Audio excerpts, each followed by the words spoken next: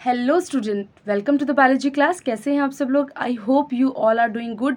आज हम लोग बात करने वाले हैं बायोलॉजिकल क्लासिफिकेशन के एक टॉपिक की, जिसमें से बहुत ज़्यादा क्वेश्चंस आते हैं। ये आपका टेबल है, इस चैप्टर में दे रखा है, जो बहुत इंपॉर्टेंट है। नीट में इसमें से बहुत क्वेश्चंस आते हैं, ठीक है। तो आपको ये बताना है इसमें कि किस किस बेसिस पे, यानी कि कौन कौन से कैरेक्टर हैं, ये याद रखने हैं, और किस किस में कैसे पाए जाते हैं, ठीक है। तो जैसे कि कैरेक्टर अगर हम देखते हैं, cell type, cell wall, nuclear membrane, body organization और मोड ऑफ न्यूट्रिशन, ठीक है। किस किंगडम में कैसे पाए जाते हैं, ये याद रखना है, ठीक है। बहुत इंपॉर्टेंट है, इसमें से क्वेश्चंस आते ही हैं, ठीक है। मोनेरा की अगर हम बात करते हैं तो सेल टाइप आपको याद रखना है कि सिर्फ मोनेरा ही है जो कि प्रोकैरियोटिक है। बाकी सभी प्रोटिस्टा से लेकर के एनीमिलिया तक कैसे हैं, यूकैरियोटिक हैं, यानी कि इनके पास प्रॉपर सेल ऑर्गेनल्स भी हैं और उनके आसपास में बाउंड्री यानी कि कवरिंग भी पाई जाती है, मेम्ब्रेन भी होती है, ठीक है। उसके बाद अगर हम नेक्स्ट देखते हैं सेल वॉल। सेल वॉल किसके पास में है? तो एनीमिलिया के पास में तो कोई सेल वॉल होती नहीं, हमको पता है एनिमल्स जो है वो विदाउट सेल वॉल होते हैं। प्लांट्स के पास में सेल वॉल होती है, हम डिफरेंस में पढ़ते ही हैं। कौन सी सेल वॉल होती है? सेल्यूलोज की बनी होती है, याद रखना है, सेल्यूलोज की सेल वॉल इसमें बनी होती है। फंजाई में काइटिन की बनी होती है। विदाउट सेल्यूलोज यानी कि सेल्यूलोज की नहीं होती, काइटिन एक नैग पॉलीमर होता है, उसकी बनी होती है। प्रोटिस्टा में कुछ में होती है, कुछ में नहीं होती, क्योंकि प्रोटिस्टा कुछ आपको एनिमल्स जैसे दिखने को मिलते हैं, कुछ जो आपके प्लांट्स जैसे देखने को मिल जाते हैं, ठीक है। तो कुछ में होती है, कुछ में नहीं होती है। मोनेरा में क्या होता है?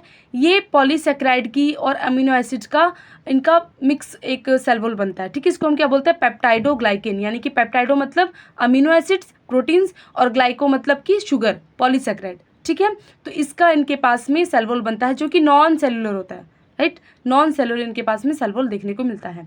न्यूक्लियर मेम्ब्रेन अगर हम बात करें तो याद रखिए, जो प्रोकैरियोटिक होते हैं ना, उनके पास में कोई न्यूक्लियर मेम्ब्रेन होती ही नहीं है। बाकी सबके पास में होती है, जो यूकैरियोट्स हैं। तो प्रोकैरियोट यानी कि मोनेरा के पास में नहीं होती है, एब्सेंट होती है। प्रोटिस्टा से लेकर के एनीमिलिया तक ये यूकैरियोटिक हैं, तो इनके पास में न्यूक्लियर मेम्ब्रेन देखने को मिलती है। अगला है बॉडी ऑर्गेनाइजेशन, किस लेवल का ऑर्गेनाइजेशन है इनकी बॉडी का, ठीक है। तो मोनेरा हमको देखने को मिलता है एक सिंगल सेल का होता है, सेल्यूलर ऑर्गेनाइजेशन होती है, ठीक है, सेल के बने होते हैं। प्रोटिस्टा भी सेलुलर ऑर्गेनाइजेशन शो करता है।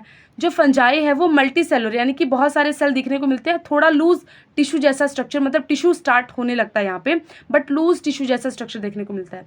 प्लांटी में प्रॉपर टिश्यू हमको देखने को मिलते हैं, ऑर्गन्स भी देखने को मिल जाते हैं। एनीमिलिया में आओगे तो आपको ऑर्गन सिस्टम भी साथ में देखने को मिल जाता है, यानी कि वेल डेवलप्ड स्ट्रक्चर यहाँ पे देखने को मिल जाता है बॉडी ऑर्गेनाइजेशन में। नेक्स्ट है mode of nutrition. Mode of nutrition यानी कि कैसा ये न्यूट्रिशन लेते हैं, ठीक है। तो आपको पता होना चाहिए, मोनेरा जो है ना वो ऑटोट्रॉफिक भी है और आपका हेट्रोट्रॉफिक भी है, ठीक है। आप डिटेल में पढ़ोगे तो आप समझोगे, बट अभी इस टेबल को याद रख लीजिए कि ऑटोट्रॉफिक भी होते हैं, यानी कि ये अपना खाना खुद बना सकते हैं दो तरीके से, कीमोसिंथेटिक और फोटोसिंथेटिक। आपने ऑटोट्रॉफिक में पढ़ा होगा कि अपना खाना वो लोग किसकी प्रेजेंस में बनाते हैं? लाइट की प्रेजेंस में। जब भी हम ऑटोट्रॉफिक न्यूट्रिशन पढ़ते हैं हम फोटोसिंथेसिस पढ़ते हैं, बट यहाँ पर ये फोटोसिंथेसिस यानी कि लाइट की प्रेजेंस में तो खाना बनाते ही हैं, साथ ही ये कीमोसिंथेटिक भी होते हैं, यानी कि केमिकल्स की प्रेजेंस में भी खाना बना लेते हैं इंस्टेड ऑफ फोटो यानी कि लाइट के बिना ये लोग केमिकल की प्रेजेंस में भी खाना बना लेते हैं।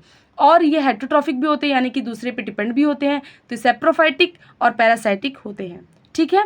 तो ये इनका मोड ऑफ न्यूट्रिशन है। अगला हम प्रोटिस्टा की बात करते हैं तो ये ऑटोट्रॉफिक होते हैं, फोटोसिंथेसिस करके अपना खाना बनाते हैं, और साथ ही ये हेट्रोट्रॉफिक भी होते हैं, ठीक है। तो कुछ प्लांट और एनिमल जैसे कैरेक्टर है ना, तो प्लांट जैसा ऑटोट्रॉफिक वाला हो गया फोटोसिंथेसिस, और एनिमल जैसा हेट्रोट्रॉफिक हो गया, ठीक है।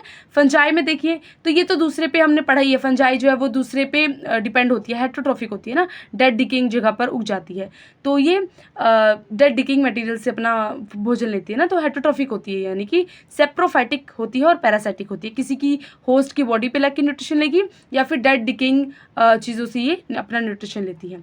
प्लांटी की बात करते हैं तो ये तो हम सबको पता है कि ये ऑटोट्रॉफिक होता है, फोटोसिंथेसिस करता है, ठीक है। और एनिमिलिया हेट्रोट्रॉफिक होता है, दूसरे पे डिपेंड है, यानी कि प्लांट्स पे, एनिमल्स पे डिपेंड होते हैं।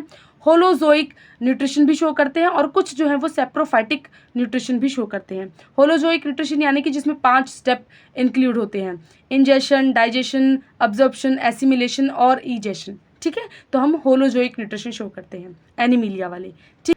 So this was all about 5 kingdom classification. ये आपके कैरेक्टर्स हैं, किस किंगडम में कैसे कैरेक्टर पाए जाते हैं याद रखिए, बहुत इंपॉर्टेंट है, और आपका इसमें से PYQ भी बहुत आता है नीट में, ठीक है। अगर आपको ये टॉपिक समझ में आया है तो प्लीज़ वीडियो को लाइक करें, अपने अपने फ्रेंड्स के साथ में शेयर करें और चैनल को सब्सक्राइब करें। मिलते हैं नेक्स्ट क्लास में। Thank you.